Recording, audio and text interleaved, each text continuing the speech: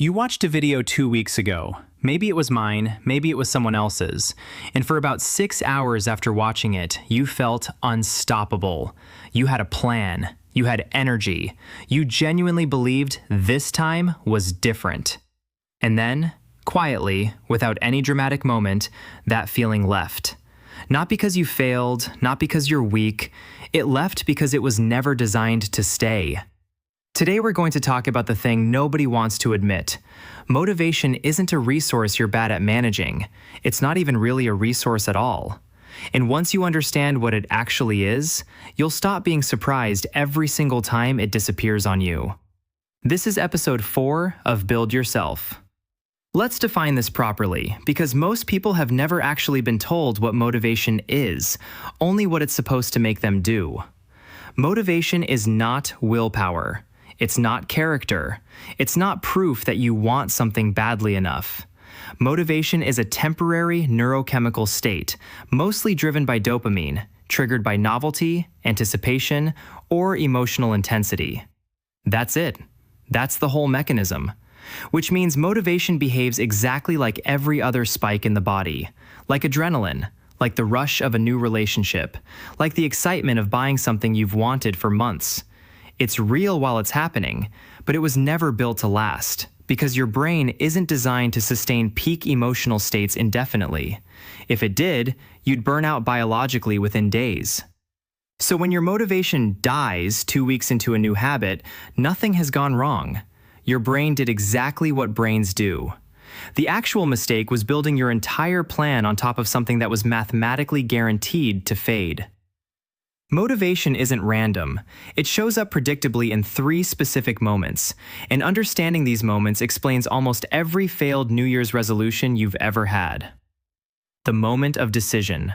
The night you decide to change. This is often the most motivated you'll ever feel about something, before you've done a single bit of actual work. Just deciding releases a dopamine hit, because your brain rewards the idea of progress almost as much as real progress. The moment of beginning. Day 1, maybe day 2. Everything feels fresh and novel, which your brain interprets as exciting and worth rewarding. The moment of comparison. Seeing someone else's transformation, someone else's success, and feeling a burst of, I need this too, right now. Notice something about all 3 of these moments.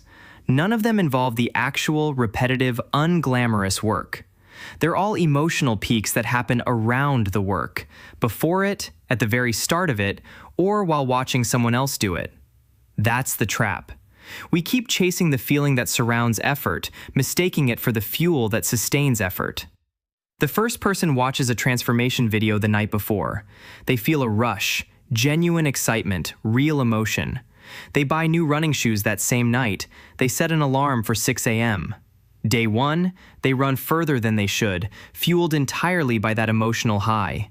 It feels incredible. They post about it. Day 2, the legs are sore, and that emotional high from the video has completely worn off, because remember, it was never designed to last more than a day or 2. They run anyway, but it's harder, and there's no rush this time to carry them through it. Day 4, they skip. Day 5, the shoes sit by the door, and a familiar quiet guilt sets back in. Now, the second person, same decision, but instead of chasing the high from the night before, they simply asked, what is the smallest version of this I could still do on a day I feel nothing at all? Their answer? A 10-minute walk, 5 days a week, no exceptions, regardless of mood. Week 1, it's easy, barely tests anything. Week 3, motivation is gone entirely, exactly like it was for the first runner. But it doesn't matter because the second person's plan was never depending on it being there. Week 8, the 10-minute walk has quietly, naturally, extended itself into a 20-minute run. Not through willpower, but because a system that doesn't rely on emotion simply keeps compounding, day after unremarkable day. Same starting decision, same initial excitement, completely different outcome, because only one of them built something designed to survive the moment motivation left. Here's the actual shift that needs to happen, and it's simpler than most people expect. Stop building your life around goals and start building it around systems. A goal is a destination. I want to lose 10 kilos. I want to save $5,000. I want to read 30 books this year. Goals are useful for direction, but they are almost useless for daily behavior because a goal gives you nothing to actually do on a random, unmotivated Tuesday. It only tells you where you're trying to end up. A system is different. A system is the specific, repeatable behavior that runs regardless of how you feel. The 10-minute walk, the 2 pages before bed, the 1 sentence written every morning. Systems don't ask how motivated you are today. They only ask whether you did the small thing or not. Here's the part that surprises people the most. The goal and the system usually point to the exact same result, but only one of them survives contact with a bad week, a bad mood, a bad month. The goal cares about the destination. The system is the vehicle. And you cannot arrive anywhere permanently on a vehicle that only runs when it feels inspired to. I want to address something directly because it trips up almost everyone who hears the word discipline and assumes it means something painful. Discipline is not gritting your teeth and forcing yourself through suffering every single day through sheer force of character. That version of discipline doesn't scale. You'd burn out from it just as fast as you burn out from chasing motivation, just with more misery attached. Real discipline is something much quieter. It's the simple act of removing the decision from the equation entirely. Disciplined people aren't debating every morning whether to do the thing. They already decided once, in advance, and now it's just what happens. There's no internal negotiation because there's nothing left to negotiate. This is exactly why the systems we talked about in episode 3, the triggers, the tiny sizes, the reduced friction, matter so much more than motivation ever could. They're not motivational tools, they're decision removal tools. And removing the decision is the actual definition of discipline that nobody bothers to explain clearly. So, practically, what do you actually do on the day motivation is completely obviously absent? Because it will happen, probably today or tomorrow if it hasn't already.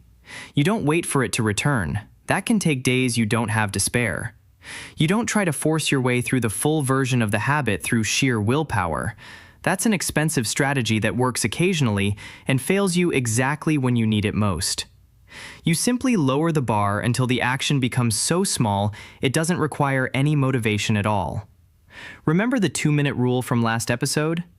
This is precisely the moment it exists for. Not for your good days. Your good days don't need it. It exists for days exactly like this one. The goal on a zero motivation day was never to perform well. The goal is only to not break the chain.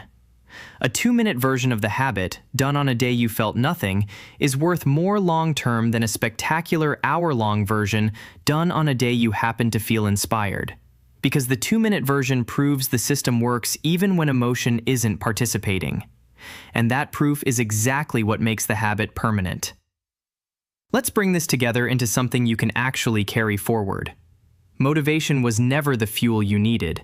It was a spike that shows up at decision, at beginning, and at comparison, and disappears everywhere else exactly as designed. Chasing it, or worse, blaming yourself when it leaves, keeps you stuck in the same restart cycle you've probably lived through more times than you'd like to count. What you actually need is a system, the one you already started building in episode 3, that doesn't ask permission from your emotions before running. And on the days that system feels impossible, you don't abandon it. You shrink it down to the smallest version that still counts, and you protect the chain instead of the performance. Motivation gets you to start. Systems are the only thing that gets you to stay. If you've restarted the same goal 5, 10, 15, 15, I want you to hear this clearly. That was never a character flaw. You were simply using a tool, motivation, for a job it was never built to do. Now you know better. And knowing this changes what you build next. This is episode 4 of Build Yourself. And once your system is running, a new problem quietly shows up. Not a lack of motivation, but something almost the opposite. The discomfort of actually showing up, day after day, without skipping. That's exactly what we're covering next, in episode 5, How to stay consistent. If today reframes something for you, subscribe, because this series only works when it's walked in order, and you've now got both the where to start and the why it usually fails pieces in place. I'll see you in the next one. Let's get there together.